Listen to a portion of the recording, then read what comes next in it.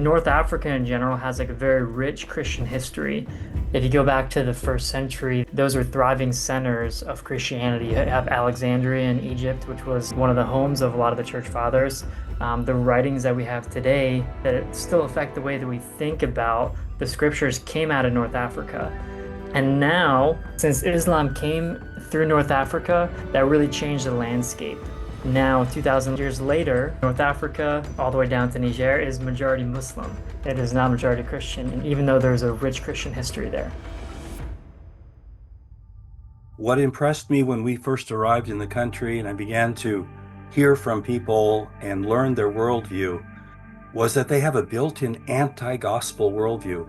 Islam is kind of unique in that way. I don't know of another religion that denies the basic tenets of the gospel like Islam does, in that they say that Jesus is not the Son of God, God has no son, but especially this, they say that Jesus wasn't crucified. And so those are the kind of challenges you face. They've grown up in this worldview that Jesus is a great prophet, but he's no more than a prophet.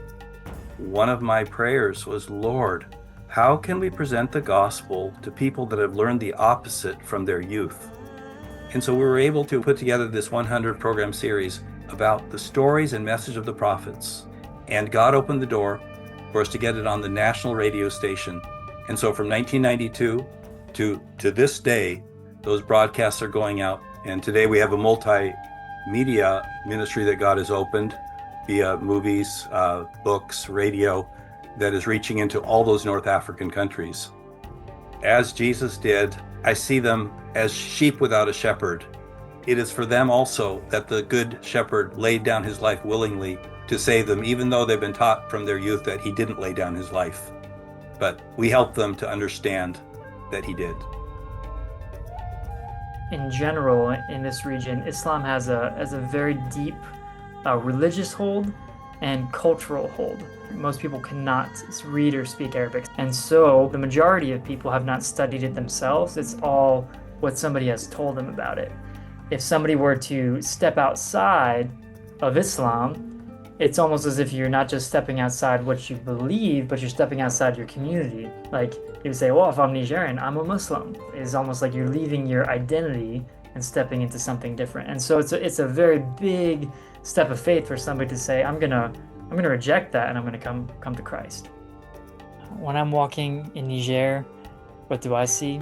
People that need the Lord Jesus. It's my desire to see when somebody comes to the place where they say, I believe that this is true, no matter what my family says. My family is not going to be okay with this. My friends are not going to be okay with this.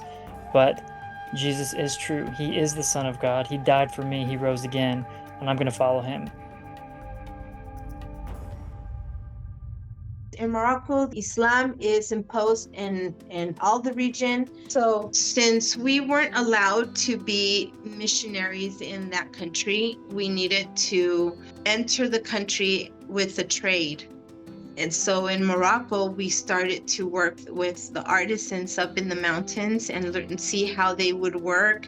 And they opened up their homes and we were able to start working with pottery with them.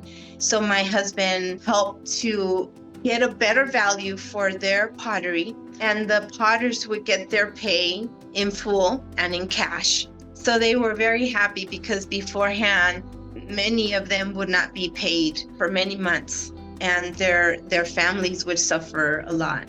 And that also opened the opportunities for us to give the gospel in a very unique and practical ways. And that's how we saw many come to the Lord.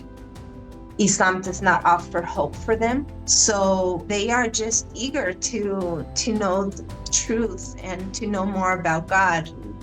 And there's just nothing compared to seeing a Muslim come to the knowledge of the Lord Jesus Christ. There's just no comparison. In 1975, Morocco marched in with about 350,000 civilians to take over the land in Western Sahara. And the Sahrawi people, women, children, and elders fled out into the Sahara Desert. So now there's approximately 180,000 to 200,000 Sahrawi living in 5 refugee camps in Algeria, close to 500,000 living under colonization by Morocco in their homeland of Western Sahara. So we have the opportunity to go to the refugee camps. They've invited us to be there to do humanitarian aid work, and one of their biggest requests is to learn English so that they're able to tell their story to the world and hopefully to get back to their homeland. They're just so hospitable and lovable and kind and generous. We long for them to get their homeland back of Western Sahara, and our heart is that they would have an eternal homeland.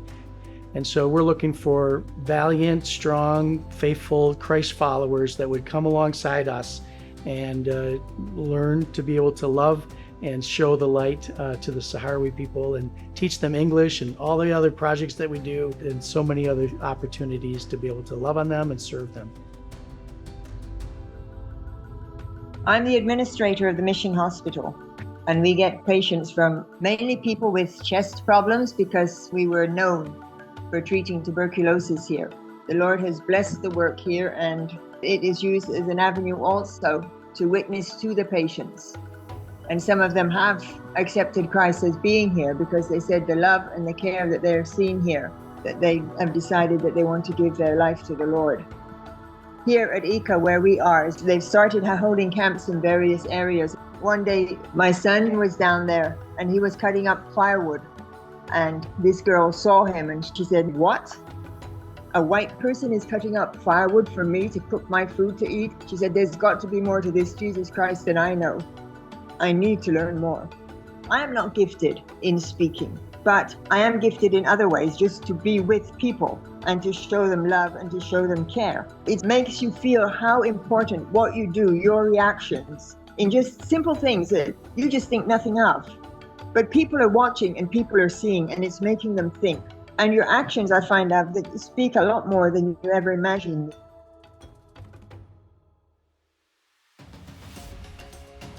For the last 17 years, I've been working with garbage collectors.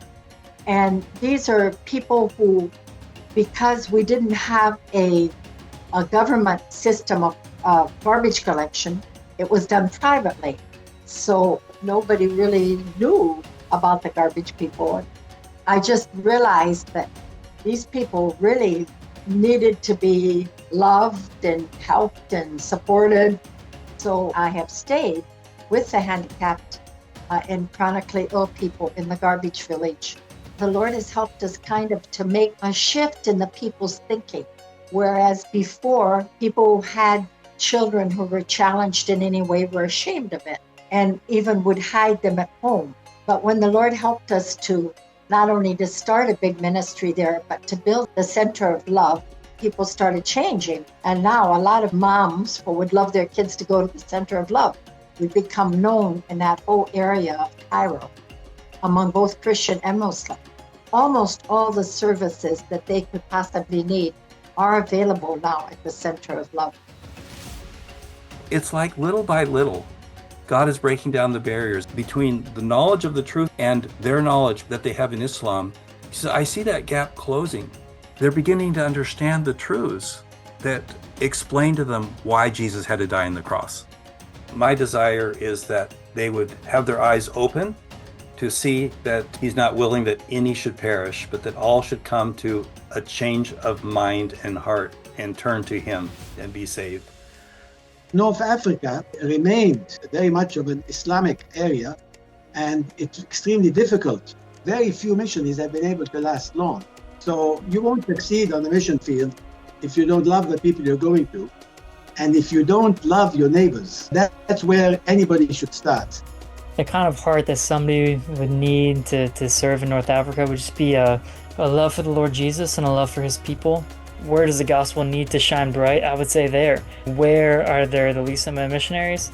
In the 1040 region of Africa. So pray that God would open up your heart to this region, to these people here that need to hear the good news of Christ. It's the privilege of every believer to look to the Lord and see, what do you want to do with my life? What will you have me to do, Lord? And it could well be that he'll send you to North Africa, because there is a great need there. And it'll be a journey that will glorify the Lord and will thrill your soul too.